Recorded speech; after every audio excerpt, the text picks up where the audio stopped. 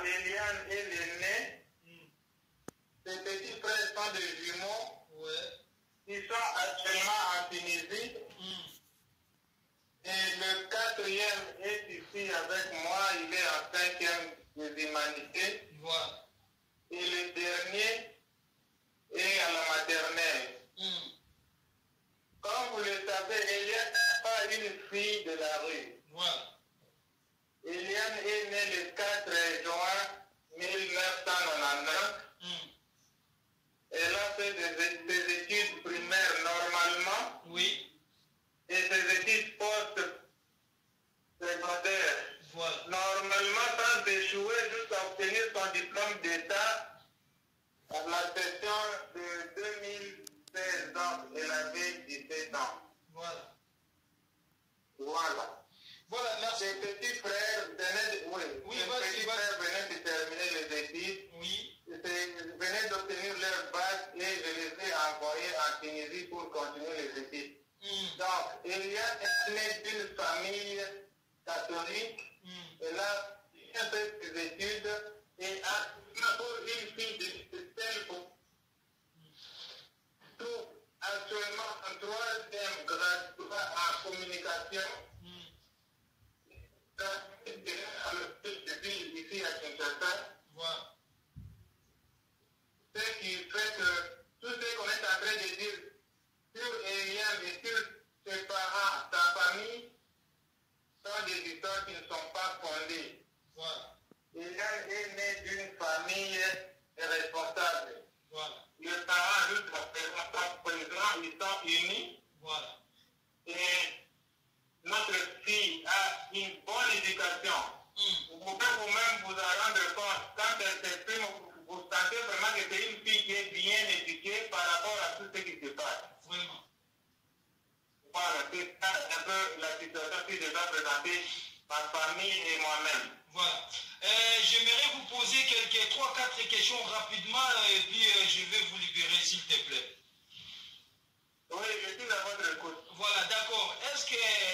Quel est le niveau de votre dossier maintenant au niveau de la justice? Au niveau de la justice, le dossier poursuit son cours normalement. Oui. Sauf que, pour l'instant, avec le mouvement de grève de magistrat, Oui. le dossier est un peu là, stationnaire. En attendant que ce mouvement soit levé, je crois qu'on pourra continuer avec les dossiers normalement. Voilà. Ouais, merci beaucoup. Nous allons procéder à la deuxième question rapidement. Par rapport au murmure de dire qu'Eliane a retiré sa plainte. Eliane n'a pas retiré sa plainte. Et elle ne peut pas retirer sa plainte parce que sa cause est juste. Voilà. Nous regrettons beaucoup parce que certains hommes politiques profitent de l'occasion, ils ramassent des informations par-ci par-là dans des réseaux, et ils font leurs analyses pour faire sortir à la fin que Eliane est une fille moins sérieuse. Voilà. Le fait de voir Eliane danser ne veut pas dire qu'une fille est moins sérieuse. Voilà. Eliane est d'une famille catholique, elle est catholique. Elle est allée alimenter à la cité Bethel. C'est parce que la famille a fait déménager de la commune de Limouala vers la commune de Limité. Et cette situation a fait qu'elle a été invitée à l'église, soi-disant une église où on trouve le visage de l'Éternel, ce qui est le contraire de ce que nous avons vu, de ce que notre fille a subi. Voilà. Alors, elle a eu le courage de dévoiler tout ce qui se passe à l'église. C'est pourquoi aujourd'hui, on est en train de la charger d'une fille moins sérieuse. Les amis l'ont quitté parce qu'on a acheté leur conscience. Et ils disent qu'ils font de n'importe quoi dans les réseaux. Ils créent des comptes parallèles pour essayer de discréditer leurs amis. Moi, je trouve que c'est injuste de continuer bien pendant que Eliane est en train de dévoiler, de défendre une chose juste pour les femmes qui sont violentées. Et tu n'as pas de dire tout haut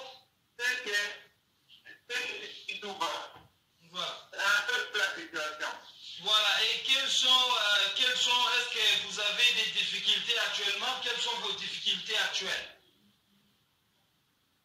Actuellement, nous avons des difficultés parce que notre fille, quand cette histoire ne s'était pas présentée, elle s'accoutait, elle est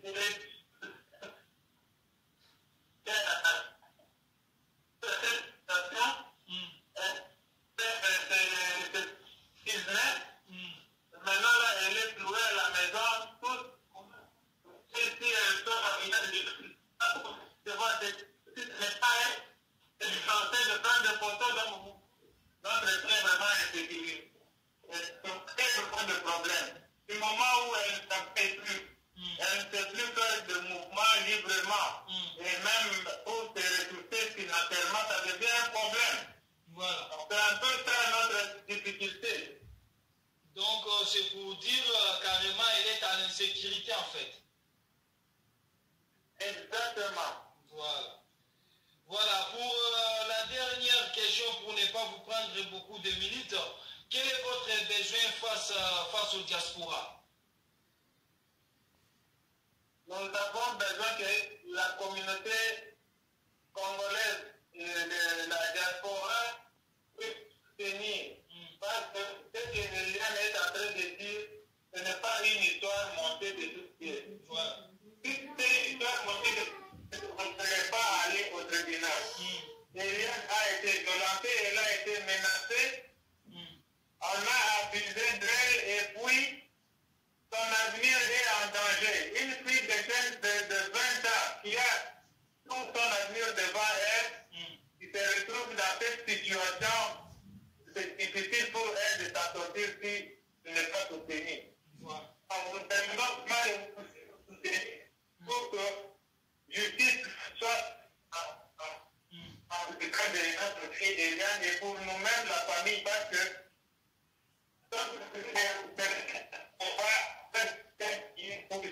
qui est soutenu par beaucoup de gens et tous ces fidèles, parce qu'une fille, malheureusement, qu'on est en train de la charger moralement, physiquement par des histoires qui ne tiennent debout, juste parce qu'elle est en train de la vérité.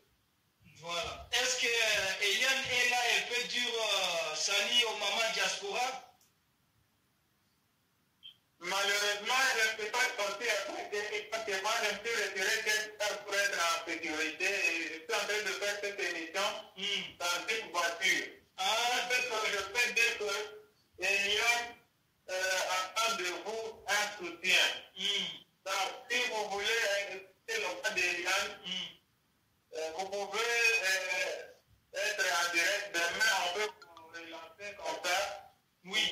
Elle peut vous dire bonjour, uniquement bonjour pour que vous sachiez que Eliane est avec nous. Oui, je sais. Là, pour Eliane, on n'aura pas beaucoup de questions, il y aura juste la façon de parler avec les mamans diaspora et c'est tout. On n'aura pas posé des questions en dehors des dialogues normaux. Juste dire, parler un mot aux mamans diaspora pour enfin de motiver les mamans pour ce soutien en fait. Voilà, je peux ajouter quelque chose? Oui, vas-y, oui, tu es libre, papa. Voilà, je suis en train de marteler encore que les politiques ne puissent pas s'immiscer dans cette histoire. Nous ne voulons pas qu'il y ait trafic de violence. Nous ne voulons pas que les gens en manque de positionnement, de députés et d'autres personnes qui se reconnaissent par ce que je suis en train de dire, de commencer de faire des analyses sur notre famille, sur ma fille. Notre famille n'est pas une famille mal éduquée, une famille qui pousse l'enfant à chercher de l'argent, qui vit au détriment de l'enfant. Les gens qui m'écoutent savent que je suis un cadre fédéral. Les gens qui m'écoutent et qui me connaissent savent que mes enfants ont éduqué dans de bonnes conditions. Je les amenais à l'école en voiture et je les récupérais au retour en voiture.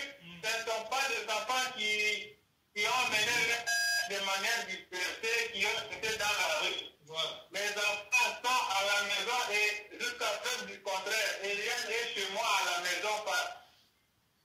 Par rapport à sa beauté, si c'était une fille de la rue, elle allait se trouver déjà un appartement et vivre isolé leurs parents. Voilà. Ce qui n'est pas pas le cas. Eliane est avec nous. Eliane est une fille bien éduquée.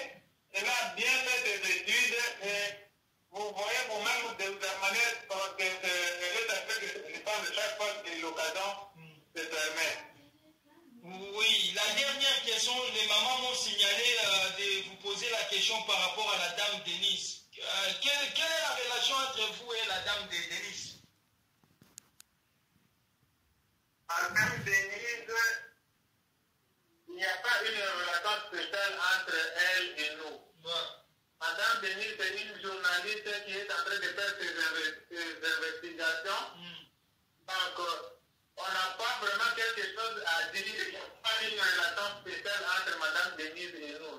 C'est des investigations qui font qu'elle puisse des fois s'attacher à nous et des fois nous donner les dos, mais on n'a pas un mot à dire par rapport à elle. Voilà. Merci beaucoup, Papa Dave. Nous attendons.